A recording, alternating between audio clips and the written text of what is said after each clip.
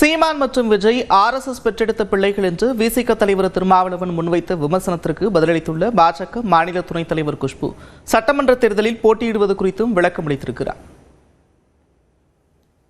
2026 சட்டமன்ற தேர்தலில் குஷ்பு அவர்களுக்கு ஐயோ மறுபடியும் இந்த கேள்வி கேட்காதீங்க.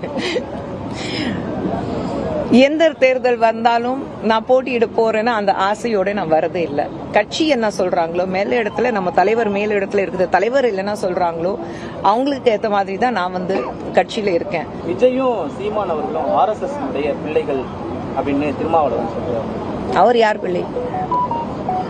டிஎம்கே உடைய பிள்ளையா இல்ல காங்கிரஸ் உடைய பிள்ளையா? அது அவர் சொல்லட்டும்.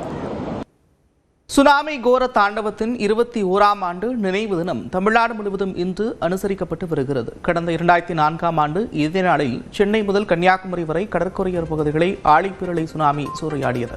இதில் தமிழ்நாடு முழுவதும் சுமார் 10,000 பேர் உயிரிழந்தனர். இதன் 21ஆம் ஆண்டு நினைவு தினத்தை ஒட்டி சென்னை பட்டினம்பாக்கத்தில் பாஜக துணைத் தலைவர் குஷ்பு தலைமையில் கடலில் பால் ஊற்றியும் மலத்தூவியும் மரியாதை செலுத்தப்பட்டது.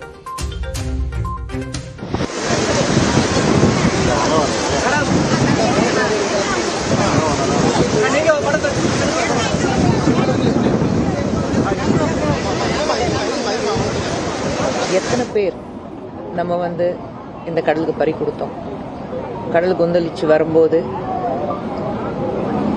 விடிய காத்துல எல்லாரும் தூங்கிட்டு இருக்கும்போது என்ன வந்திருக்குன்னு நமக்கு தெரியாம, அப்போ சுனாமின்னு என்ன கூட தெரியாம நம்ம மக்கள் வாழ்ந்துட்டு இருந்தாங்க.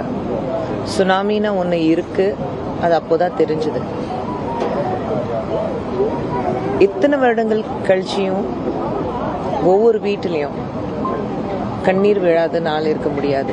டிசம்பர் 26 வந்துச்சுன்னா நிச்சயமாக அது ஒவ்வொரு மனசுல அப்படியே பதிஞ்சிருக்கு.